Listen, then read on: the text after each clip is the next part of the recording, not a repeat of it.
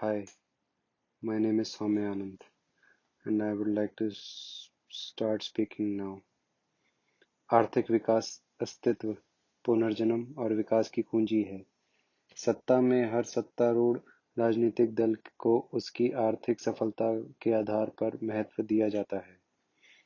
अर्थव्यवस्था को बनाने और विकसित करने के लिए हमें इसके पीछे की प्रेरक शक्तियों को पहचानने की आवश्यकता है, जैसे कि कौन इसे चलाता है, क्या इसे धीमा करता है और क्या इसे नष्ट करता है। यदि हम आर्थिक रूप से विकसित देशों के उदाहरणों को देखें, तो हम यह निष्कर्ष निकाल सकते हैं कि प्रत्येक सफलता की कुंजी मानवीय प्रेरणा है। न मानव संसाधन, न प्राकृतिक संसाधन, न पूंजी या मौजूदा तकनीक तक पहुंच, बल्कि सिर्फ मानवीय मकसद। ये सभी कारक अर्थव्यवस्था के विकास को सुगम बनाते हैं, लेकिन मानवीय उद्देश्य किसी भी आर्थिक विकास का एक प्रमुख चालक है। यह मकसद मुख्य रूप से माल के वितरण पर निर्भर करता है, या अधिक सटीक रूप से उत्पादन का मकसद माल के उत्पादन और वितरण के बीच संतुलन से निर्धारित होता है। कुछ साल पहले सर्बियन वित्त मंत्री ने कहा था कि राज्य के लिए काम करने वाले श्रमिकों की संख्या लगभग 7,81,000 है। यह देखते हुए कि उस समय सर्बिया में कुल 17,05,000 लोग कार्यरत थे, आधिकारिक आंकड़ों के अनुसार यह पता चला कि लगभग 46% ने राज्य के लिए काम किया। राज्य को एक बड़ा उपभोक्ता और एक कमजोर उत्पादक होने की प्रतिष्ठा प्राप्त है। इसका मतलब यह है कि सर्बिया में बड़ी संख्या में कर्मचारी खर्च के प्रभारी हैं, और सवाल यह है कि कौन काम करेगा और अपने लिए, अपने श्रमिकों और परिवारों के लिए, और फिर राज्य के लिए काम करने वालों के अच्छे हिस्से के लिए काम करेगा, और अंत में शेष सर्बिया के लिए। यदि हम मानते हैं कि मकसद अर्थव्यवस्था का मुख्य चालक है, तो हमें आश्चर्य हो सकता है कि सर्बिया में निर्माता कौन से मकसद पैदा करते हैं, जब वे पहले से जानते हैं कि न केवल खुद और उनके परिवार, बल्कि बड़ी संख्या में राज्य के अधिकारी भी उनके काम से समर्थित हैं। ऐसे में सर्बिया के आर्थिक रूप से ठीक होने की लगभग कोई संभावना नहीं है, क्योंकि उत्पादन का मुख्य कारण न्यूनतम है। सरकारी निकायों में काम करने वाले सभी लोग अपनी स्थिति और आय के मौजूदा स्तरों को बनाए रखने के लिए हर तरह से लड़ रहे हैं, इस तथ्य के परवाह किए बिना कि उनके संघर्षों से सर्बिया में सभी उत्पादकों का क्रमिक विनाश होगा। और यह सब किस्से में एक पिशाच भी इस बात की चिंता नहीं करता कि आखिरी शिकार का खून पीने से वह खुद मर जाएगा, क्योंकि अब उसके पास खून पीने के लिए कोई नहीं होगा। फिर भी एक पिशाच एक खून चूसने वाला है, और उसे यह सोचने के लिए डिजाइन नहीं किया गया है कि उसके अंतिम शिकार के मरने के बाद क्या होता है। हम इस समस्या का समाधान कैसे करते हैं?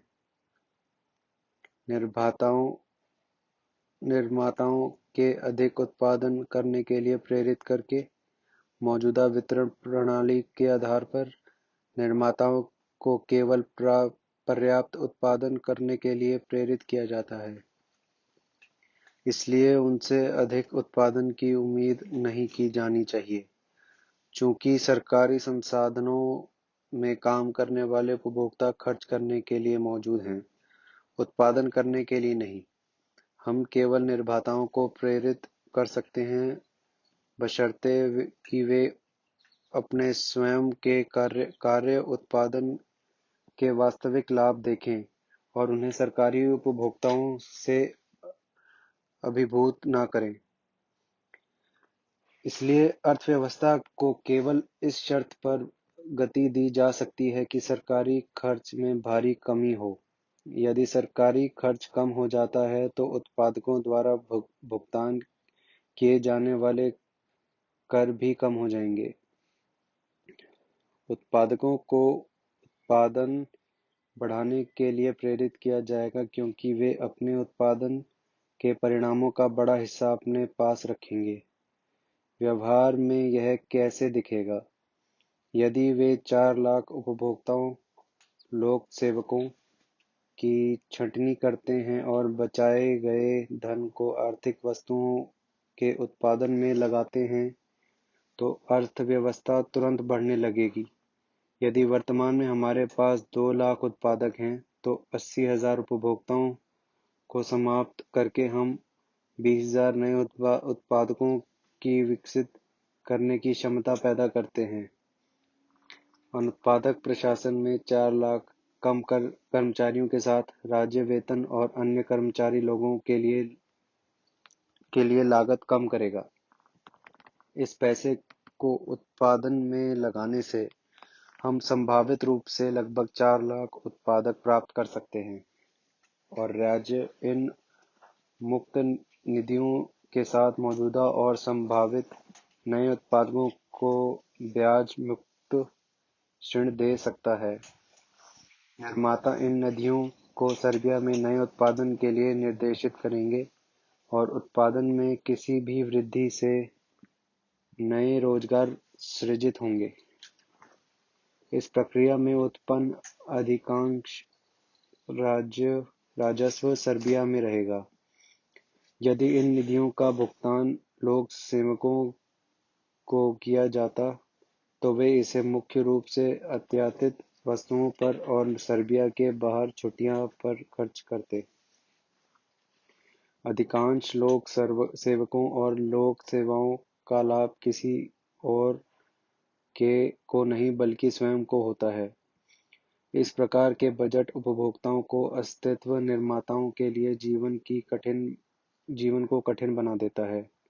एक सेवा काउंटर से दूसरे सेवा काउंटर पर लक्ष्यहीन रूप से पुनर्निर्देशित होने के लिए प्रसिद्ध समय बर्बाद करना। एक राज्य उपभोक्ता का अस्तित्व निर्माता के लिए मकसद को मारता है। मैं कड़ी मेहनत करता हूं और वह कार्यालय में अपनी कॉफी पी रहा है। सरकारी उपभोक्ताओं का अस्तित्व सर्बिया से पैसे निकालता है। विदेश में छुट्टियों के लिए अलग रखा जाता है। यह सरल लगता है। माल वितरण की वर्तमान प्रणाली में उत्पादकों को उत्पादन बढ़ाने के लिए प्रेरित नहीं किया जाता है, बल्कि उपभोक्ता नौकरियों को समाप्त करके उत्पादन बढ़ाने के लिए प्रोत्साहन दिया जा सकता है। इस तरह के समाधान के लिए स्थितियां बनाने के लिए और भी बहुत कुछ करने की जरूरत है और एक राजनीतिक एकाधिकार को तोड़ना महत्वपूर्ण है। धन्यवाद। Thank you.